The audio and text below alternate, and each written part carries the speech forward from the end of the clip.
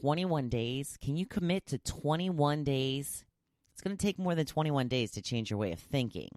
But I don't think it will take more than 21 days for you to see more around you to be grateful for and the things that bring you happiness.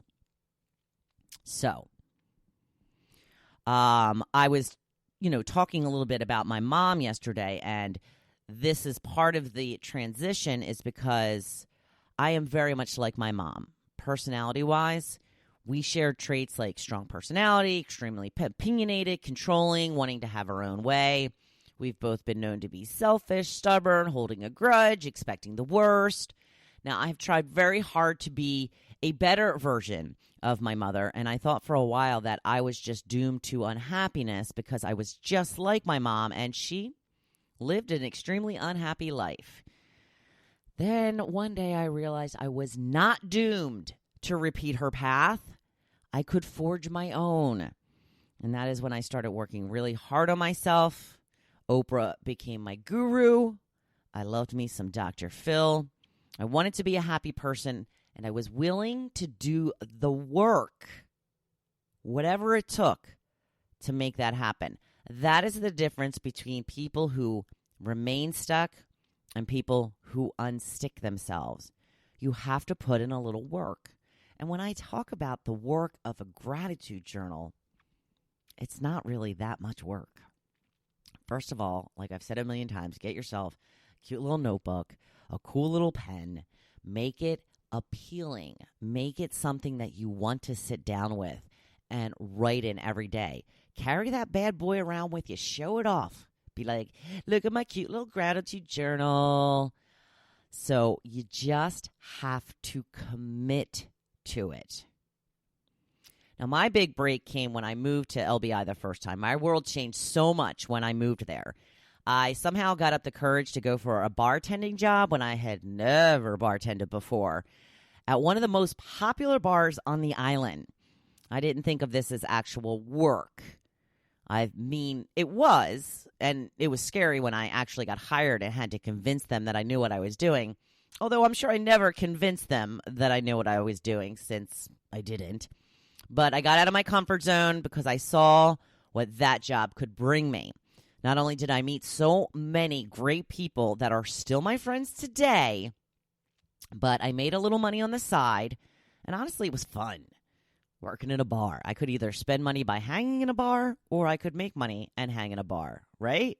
So once I got in with a certain group of friends, they included me in all of their plans. And let me tell you, they went out a lot. I was always out, always had something to do. This is also when I bought my first bike since I was a kid, started riding all over the island, and loved it. I went from sitting in front of the TV from the time I got home from work until the time I went to bed, watching other people's lives, to living my own life. And it was fantastic. Now, after a number of years, I did have to move back to Philadelphia for work, but I was not happy about it. I started hanging out with my PA friends again, but they all lived so far from me. It was like 45 minutes. I was living in Roxborough in Philadelphia, and they were all in Bucks County. And I started to think about purchasing a home, and I decided to buy something close to where my friends were, because now I know that having a social circle is what makes me the happiest. And man, did we have some fun. We still do, actually. I'm going to a party with these amazing people in like 2 weeks, and I cannot wait. Then, of course, I started dating my husband. I introduced him to LBI. He loved it, too. We started spending more and more time there with our various rentals. And when it came time to sell our condo, we moved to the area full-time. And I know I've never been happier, and I believe that he has never been happier as well. So I knew what made me happy, and that was a great step. But I was still thinking like a bitter and resentful person for the most part, because that's just how I always thought. I wasn't happy for people who were doing better than me. I wasn't joyful when one of my friends was getting married. I was jealous. I couldn't help but think, why not me? I had started and stopped doing a gratitude journal 100 times.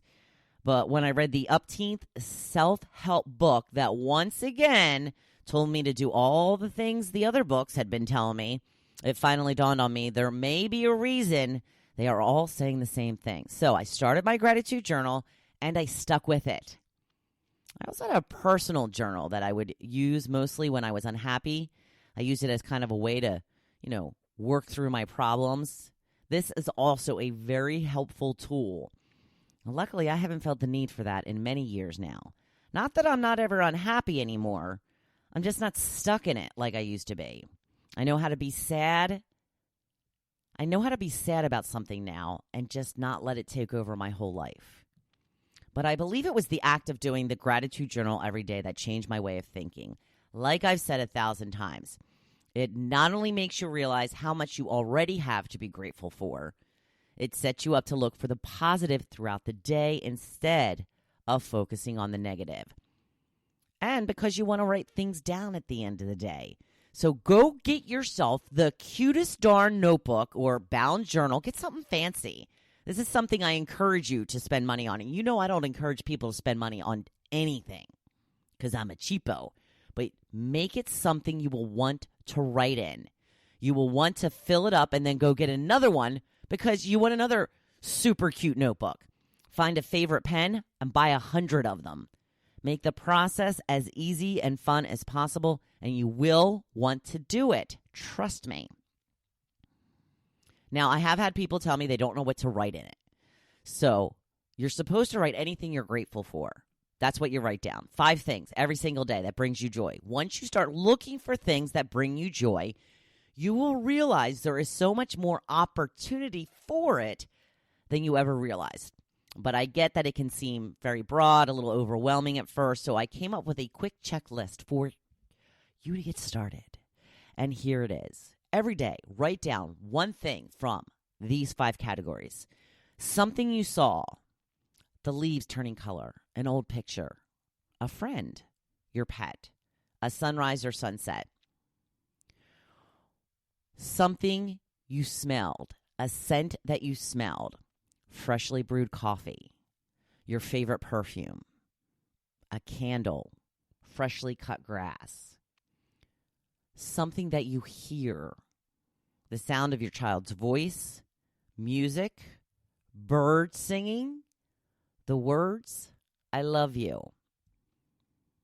Next, something you love about yourself. This is important.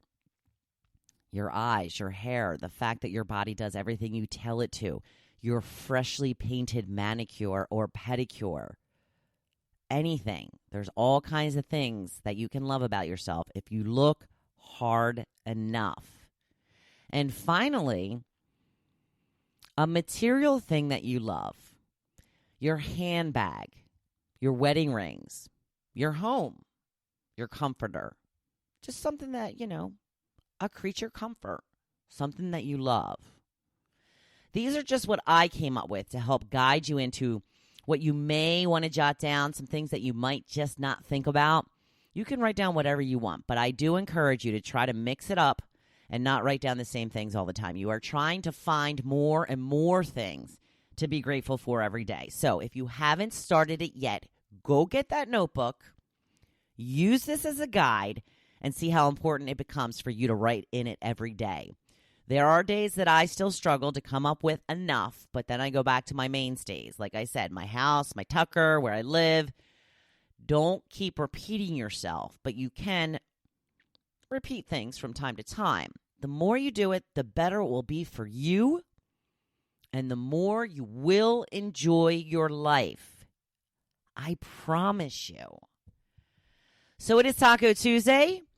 I hope you go out and get that super cute journal and a fabulous pen today and start writing down those 5 things that you are grateful for because it's going to send you on your way to a better life. Now go make it your best day yet. Thank you for listening to The Hopefulist, hosted by Wendy McClure. For more inspiration, please visit Hopefulist.com. Thanks, and we'll see you tomorrow on The Hopefulist. Ellen, have me on your show.